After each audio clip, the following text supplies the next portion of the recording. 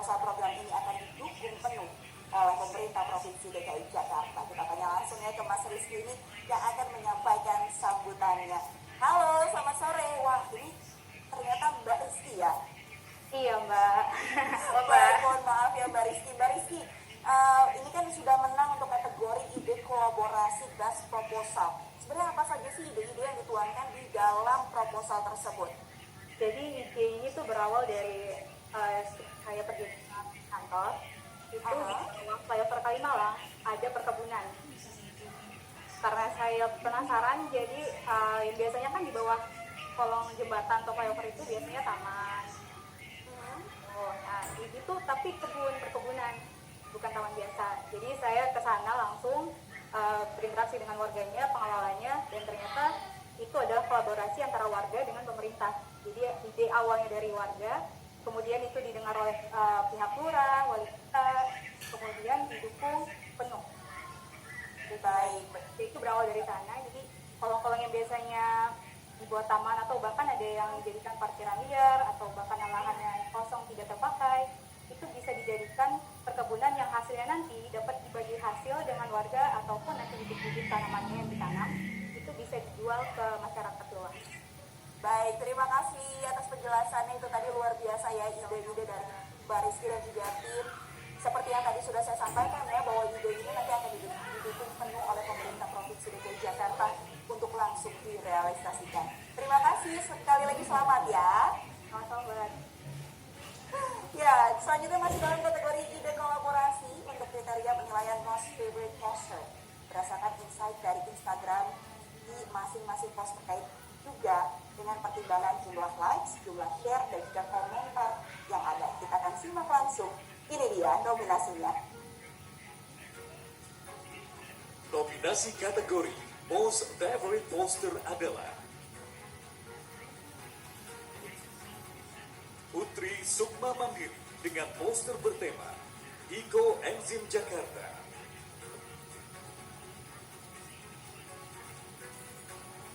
Albertus Arifin dengan poster bertema All Drink in One App.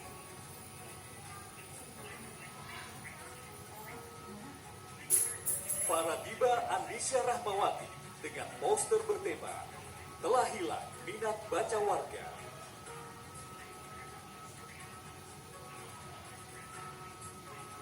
Dr. Andus Mustara dengan tema poster Jakarta Hijau Terpadu. Marhawa Maril dengan poster bertema Kolaborasi Mengelola Plastik Menjadi Eco-Brick. Dan pemenangnya adalah Faradiba Andisya Rahmawati dengan poster bertema Telah Hilang Minat Baca Warga.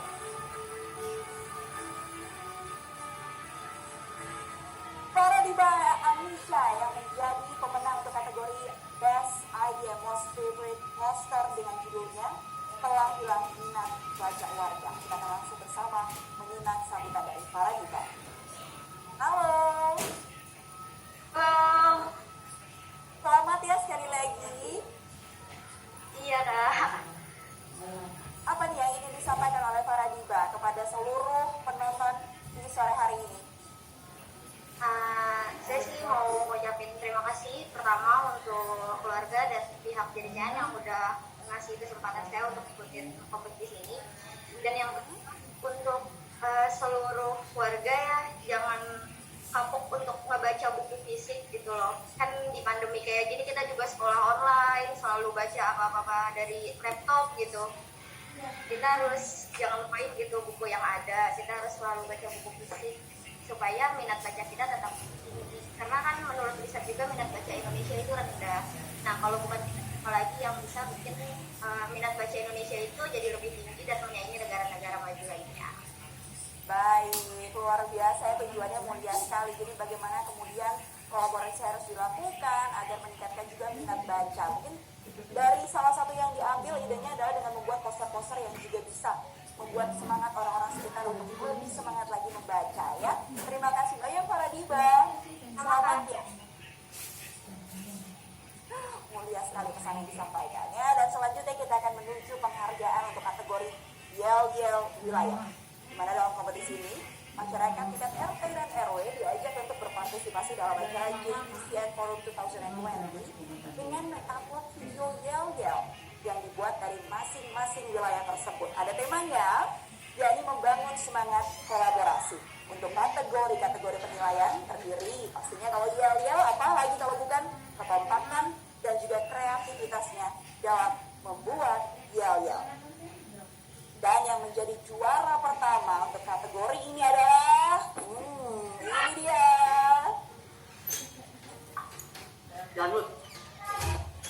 Nominasinya bisa dilihat di sini.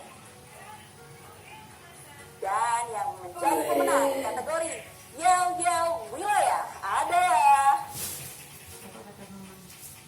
ini dia, Yel-Yel Satgas COVID-19 Kelurahan Kayu Manis. Selamat sekali lagi.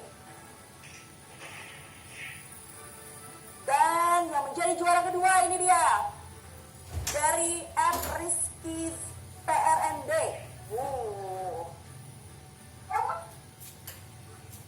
Semangat ya, tetap menjaga jarak, pakai masker. Dan juara hiburan 1 hingga 7 adalah Yel-Yel dari Kelurahan Kalideres, lalu Yel-Yel warga Kelurahan Jatipulau, selanjutnya dari Yel-Yel PPSU Tegal Parang, dan dari Kelurahan Tegadungan, lalu dari Fans Creator, dan yang terakhir Yel-Yel masyarakat Kelurahan Duri Pulo. Ini dia, Anda bisa lihat para pemenangnya di layar Anda. Luar biasa, dan yang pastinya kalau namanya Yel-Yel itu sudah dinyatakan melalui perpaduan antara semangat Yel-Yelnya dan juga gerakan-gerakan yang juga bisa menyemangati orang-orang yang menyaksikan. Sekali lagi selamat kepada Anda, dan kita akan langsung berbincang nih dengan salah satu perwakilan dari juara 1 untuk menyampaikan sambutannya. Wah, ramai sekali. Boleh dong dimulai dengan Yel-Yel terlebih dahulu? Yuk, saya kode ya, saya kasih kode ya, bapak-bapak, ibu-ibu. 1, 2, 3.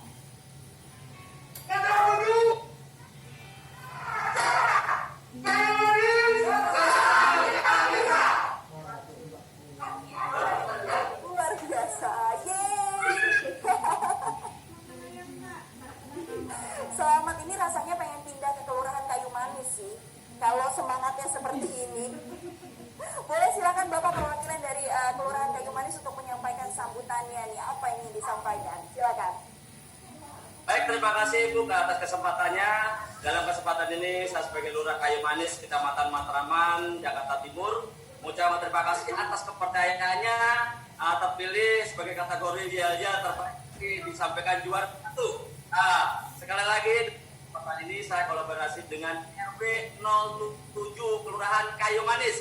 Kebetulan di sini di belakang saya. Silakan Yel-Yel kembali lagi, sekali lagi Yel-Yel.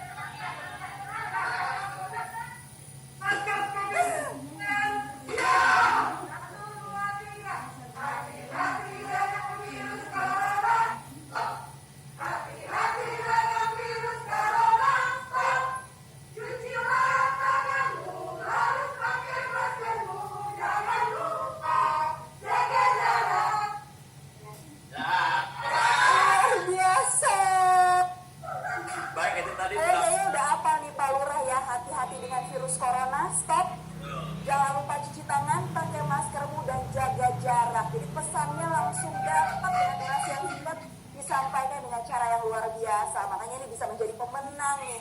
Sekali lagi selamat kepada Pak Lurah dan juga seluruh warga dari RT 07 Kelurahan Kayu Manis yang dari tadi ini saya lihat di kolom komentar udah rame banget ngobrol nih Pak ya.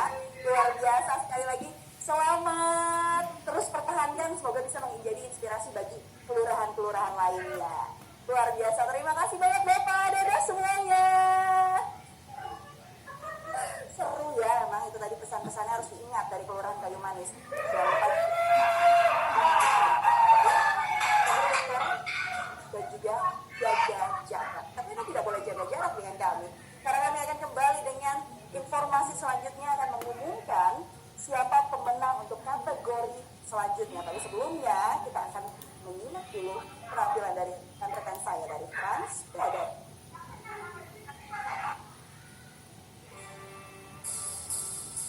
Sini tempat cari senang, salah tempat kalau kau cari uang. Di sini orang-orang berkreativitas, tempat orang-orang yang terbaik. Di sini bukan anak-anak malas, tempatnya para pekerja keras. Di sini bukan anak-anak belajar, di sini kerja.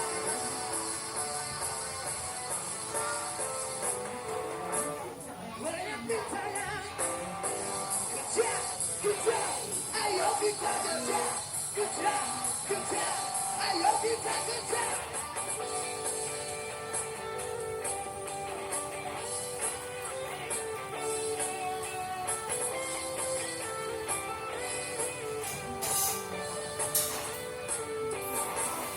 Di sini bukan anak-anak malas, tempatnya para pekerja keras. Di sini bukan anak-anak mencet sedikit kerja.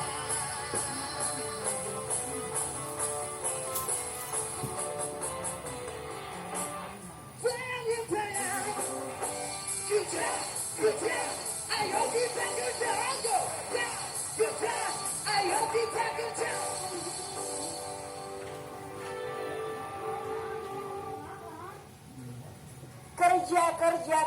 Kerja bersama, berkolaborasi demi mewujudkan Jakarta yang lebih baik. Dan masih bersama saya Mevri Syari dalam ajang PLOS Jakarta Awards and Lifetime Achievement, di mana selanjutnya untuk penghargaan PLOS Jakarta Award ini ada 5 kategori penilaian, yakni COVID-19 Collaborative Response, kemudian ada pula Equality and Empowerment, Art and Culture, Environmental Resilience, dan juga yang terakhir adalah Innovation and Technology. Dari masing-masing kategori ini akan diambil satu individu kelompok terbaik yang otomatis akan masuk menjadi finalis Lifetime Achievement.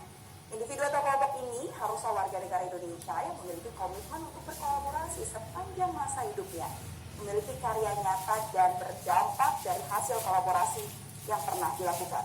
Sementara itu, yang menjadi juri adalah pemimpin redaksi Detik.com, Vito Dianova, dan juga pemimpin redaksi dari CNBC Indonesia, Wahyu Daniel. Dan untuk kategori COVID-19 Collaborative Response, ini dia nominasinya.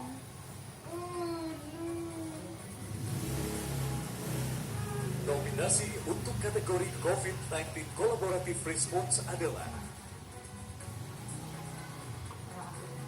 Profesor Sri Rezeki, Ketua Indonesia Technical Advisory Group on Organization atau ITAGI.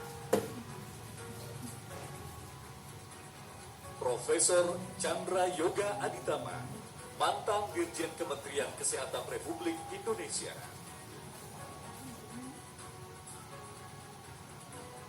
Food Bank Indonesia.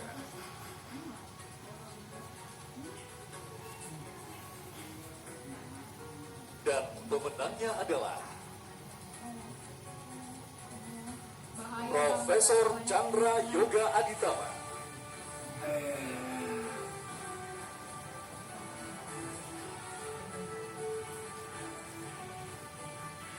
Profesor Dr. Chandra Yoga Aditama.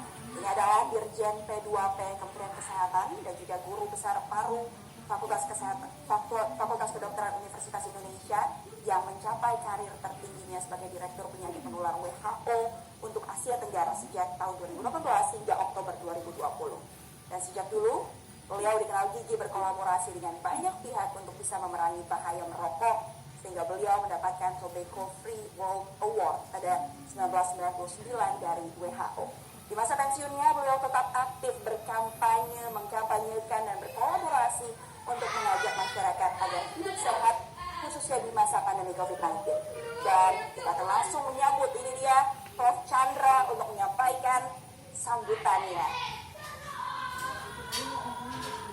Selamat sore Prof, luar biasa saya bisa berjumpa secara virtual dengan Prof. Chandra. Sekali lagi selamat ya Prof ya, sudah menjadi pemenang untuk kategori COVID-19 Response.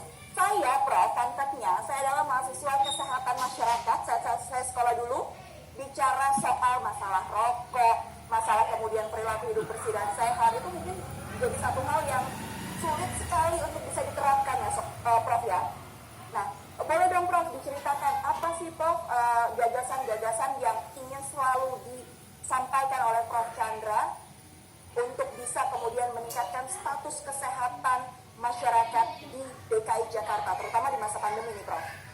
Ya, baik. Terima kasih pertama atas awardingnya ini. Saya ada 3 aja pesan yang ingin saya sampaikan. Nomor 1, kalau bicara COVID ini sudah setahun bersama kita, karena ini kan bermula pada Desember 2019. Sekarang sudah Desember 2020, COVID-nya, kasusnya masih meningkat. Belum terlalu banyak juga yang kita ketahui, walaupun sudah ada kemajuan, misalnya saja ada penemuan vaksin yang mudah-mudahan aman dan efektif. Itu kalau bicara COVID. Yang kedua, masih soal COVID, kita berhadapan dengan 2 hal. Satu, berhadapan dengan pandemik, penyebabnya virus.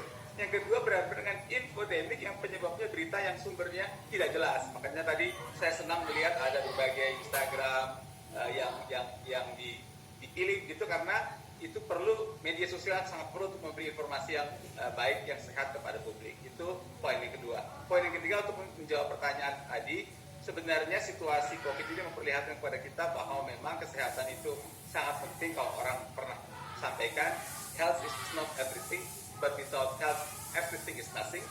Dan semua untuk bisa sehat harus berkolaborasi bersama-sama.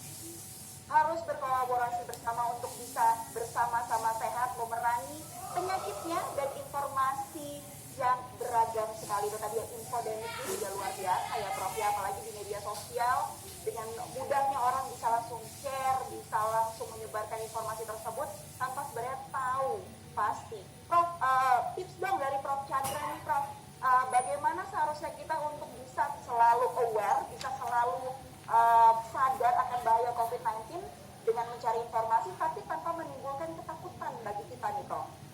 Yang pertama, pandemi itu memang ada, tapi pandemi itu pasti berakhir. Ya, itu yang jelas. Kita sudah punya pengalaman banyak pandemi dan pandemi itu akan berakhir. Itu. Yang kedua, carilah informasi dari sumber yang bisa dipercaya. Artinya bisa Kementerian Kesehatan atau WHO, atau dalam hal ini karena tadi saya dengar Detik dan CNBC yang jadi juri, bukan karena itu, tapi media-media yang kredibel yang bisa menjadi sumber gitu. Dan yang ketiga, kalau ada keraguan, coba bertanya kepada orang-orang yang memang paham situasinya. Jangan berdebat panjang di media sosial tanpa ada ujung yang tepat. Dan yang terakhir, kita mesti ingat sehat itu mulai dari diri kita. Berilah prioritas penting untuk kesehatan diri kita dan juga untuk kesehatan keluarga kita dan juga untuk kesehatan masyarakat Jakarta. Baik, terima kasih banyak sekali lagi Prof Chandra dan selamat atas penghargaan yang telah didapatkan. Sehat selalu ya Prof ya. Terima kasih. Saring sebelum sharing, harus ingat-ingat ya hal itu. Dan selanjutnya kita akan menuju ke kategori selanjutnya. Tadi kita bersama-sama sudah menyaksikan kategori COVID-19 Collaborative Response. Dan selanjutnya ini adalah nominasi untuk kategori Equality and Empowerment, di mana di kategori ini diberikan kepada individu atau organisasi yang aktif dalam pemberdayaan. Dan berikut ini nominasinya. Nominasi kategori Equality and Empowerment adalah Yayasan Satu Asa Peduli Bangsa,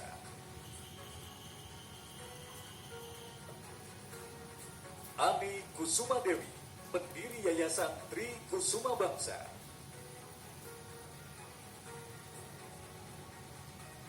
Franka Surya, tokoh pemberdaya pengungsi untuk berkarya di dunia fashion. Dan pemenangnya adalah Franka Surya.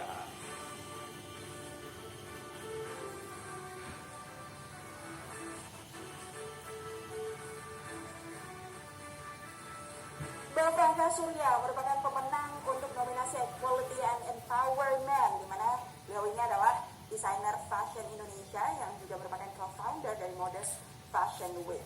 Beliau memberdayakan pengungsi untuk bisa berkarya di dunia fashion dalam proyek bernama Benang. Sejak sejak tahun 2018. Busana hasil kolaborasi pencari suaka di Kalideres itu pun dibawa Franka ke catwalk di berbagai negara, seperti di gelaran La Moda Paris, Prancis, dan karya mereka ini juga dipamerkan di Lifestyle Turkey. Nah, di Indonesia sendiri, hasil kolaborasi pengungsi dan desainer muda ini juga dipamerkan di Jakarta Fashion Trend. Dan kita akan langsung berbincang ya dengan Mbak Franka. Halo, selamat sore Mbak Franka. Halo, apa kabar? Terima kasih. Sehat. Bagaimana kondisinya, sehat Mbak? Sehat, alhamdulillah. Mbak Franka, boleh dong diceritakan sedikit bagaimana nih kesannya atas penghargaan yang baru saja didapatkan? Ini jujur penghargaan pertama saya. Jadi saya memang lagi semangat membuka fashion supaya lebih inklusif, bukan cuma buat pengungsi tapi juga buat wanita yang difabel. Jadi banyak sekali program-program yang saya lakukan, bukan hanya di Indonesia tapi juga internasional gitu. Kedengeran nggak? Kedengeran dong Mbak, luar biasa sekali tadi, luar biasa jawabannya. Dan sampai kenapa jadi saya deg-degan ini berhadapan dengan Mbak Franka, luar biasa. Mbak, tapi kan kalau kita berhadapan dengan pengungsi dan juga tadi beberapa tidak hanya pengungsi saja, bahkan kalau orang lain itu kan perlu pendekatan-pendekatan yang berbeda. Nah, pendekatan yang dilakukan oleh Mbak Franka nih seperti apa sih untuk bisa mengajak untuk yuk kita sama-sama berkolaborasi, bangkit menciptakan satu karya yang luar biasa? Ya, jadi selama ini kan fashion tuh eksklusif ya, jadi orang-orang tertentu aja kayaknya yang bisa masuk fashion. Nah, saya memang pengen membuat fashion tuh bisa dimasuki semua orang. Jadi begitu melihat pengungsi ada di Indonesia, banyak sekali, ada 14.000 dan mereka kehilangan harapan. Jadi saya bilang yang saya bisa lakukan adalah memberikan harapan. Saya ajak mereka untuk berkarya, lalu karyanya saya pamerkan di Paris, di Turki, melalui event-event saya. Kebetulan saya punya event udah di 5 negara, Modest Fashion Week, bersama Marka Mari juga. Jadi saya bawa itu semangat empowerment, bahwa fashion itu harus inklusif dan semua siapapun itu bisa berkarya lewat fashion. Jadi fashion is not something eksklusif, bukan sesuatu yang terlalu bling-bling, tapi kita juga bisa berbuat baik melalui fashion, kayak gitu.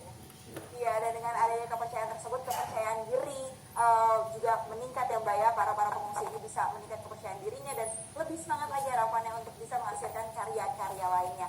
Sekali lagi selamat kepada Mbak Franka. Salam untuk semua teman-teman. Thank you. Selamat, sama-sama, sehat selalu.